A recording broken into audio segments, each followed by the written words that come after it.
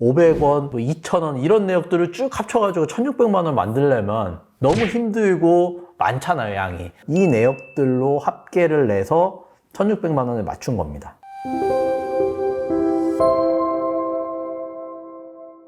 개인회생 진행하면 항상 나오는 보정이고 가장 중요한 보정, 사용처 보정을 들 수 있는데요. 사용처 보정은 사실 다시 크게는 세 가지로 나눌 수 있어요. 최근 대출에 대한 사용처 보정, 두 번째로는 계좌 거래 내역에 대한 보정, 그리고 세 번째로는 신용카드 사용 내역에 대한 보정입니다. 이 중에서 가장 간단한 최근 대출 사용처 보정하는 방법에 대해서 실제 사례를 예로 들어서 한번 말씀드려 보려고 합니다.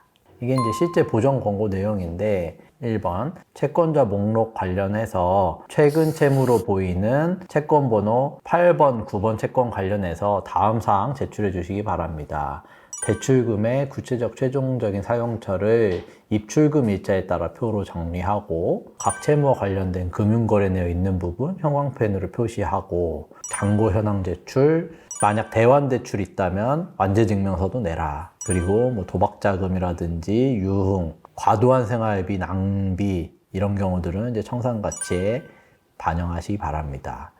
이게 이제 최근 대출 사용처 보정은 이런 식으로, 그러니까 이제 법원이 어떤 채권인지를 특정을 해주고 그 채권이 돈이 들어오면 그 들어온 돈은 언제 들어왔고 언제 어디로 나갔냐, 이제 요거를 정리해서 내라는 거고, 그다음에 이제 두 번째로 계좌 사용처 보정을 또 살펴보면 신청인의 예금 관련해서 신청인의 각 은행별, 금융기관별, 증권사별 계좌에 대해서 각 은행에서 발행한 최근 1년간 예금 거래 내역서를 제출하고 100만 원 이상 입출금 거래 내역에 대한 설명을 표로 작성하여 제출하시기 바랍니다. 어느 은행이고 입금일자, 입금액, 입금 출처, 그리고 출금일자, 출금액, 요거를 계좌 거래 내역을 다운로드 받아서 그 계좌 내역에 따라서 이제 또 정리를 해봐라 라는 게 되겠죠. 그리고 이제 세 번째로는 카드 사용 내역에 대한 보정인데, 신청인이 보유한 모든 신용카드의 카드 내역을 제출하고, 그러니까 신청일 기준 1년 전부터 현재까지 건당 50만 원 이상의 거래 내역에 관한 상세 내역을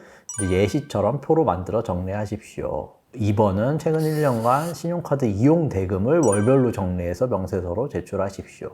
그리고 3번 뭐 장단기 카드론, 현금 서비스가 있으면 이 부분도 정리해서 제출하십시오인데, 오늘은 이 중에서 가장 간단한 최근 대출 사용처 보정을 한번 말씀드려 보도록 하겠습니다. 지금 이제 보고 계시는 화면이 고려저축은행으로부터 1,600만 원을 최근에 이제 대출받은 거고, 이 1,600만 원이 계좌로 들어와서 어떻게 사용되었는지를 소명을 하면 되는 거거든요. 보고 계시는 케이스는 이제 신한은행 계좌로 고려저축은행에서 대출금을 받은 겁니다. 2022년 7월 8일 고려저축은행 1,600만 원 요 내역이 있고, 첫 번째로 46만 원이 바로 빠져나갔고, 이때부터 돈이 계속 쭉 빠져나가면서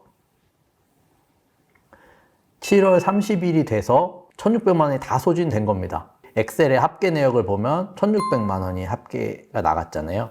그러면 사용처가 어디 쓰였다 하나하나 써주면 되는 거거든요. 에큐온 저축은행 같은 경우는 뭐 대출 원리금 상환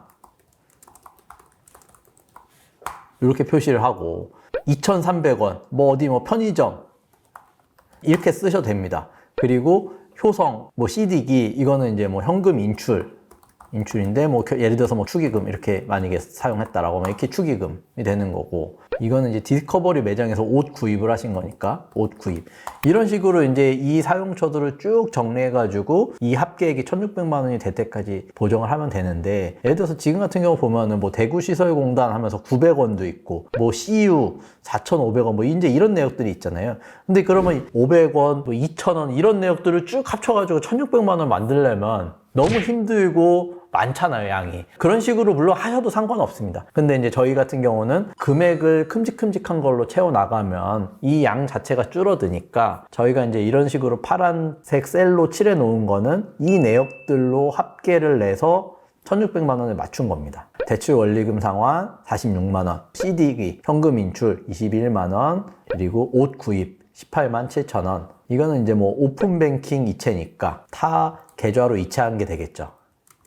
이거는 그럼 타 계좌로 이체했으니까 타 계좌에서 어떻게 사용됐는지는 별도로 또 소명을 하면 되는 겁니다. 이것도 마찬가지로 다른 은행에 대한 대출금 상환. 그리고 이거는 뭐 카드 대금, 결제. 이제 이런 사용처들을 쭉 합산을 해서 결과적으로 1,600만 원을 만들면 되는 겁니다. 그래서 이 결과값이 어떻게 나왔냐? 아까 엑셀 파일에서 파란색 바로 칠해졌던 것들을 합산을 해서 그 사용처를 여기에 이제 다시 정리를 한 건데요. 1,600만 원이 7월 8일 날 들어와서부터 쭉 나간 거니까 이제 아까 말씀드린 것처럼 에큐온저축은행 대출 원리금 납부, 여기는 아까 CD기에서 돈 뺀 건데 이제 의류 구입으로 썼어요. 대출 원리금 납부, 카드 대금 납부, 이런 식으로 쭉쭉쭉 내려가고, 여기 같은 경우는 이제 22년 7월 22일 날 개인한테 이제 돈을 보내신 거란 말이에요. 그러니까 이런 경우는 소명이 안 되니까 미소명 금액 청산가치 반영, 이런 식으로 내려가서 이렇게 쭉 합산해가지고 합쳤더니 1,640만 원이 이제 빠져나간 겁니다.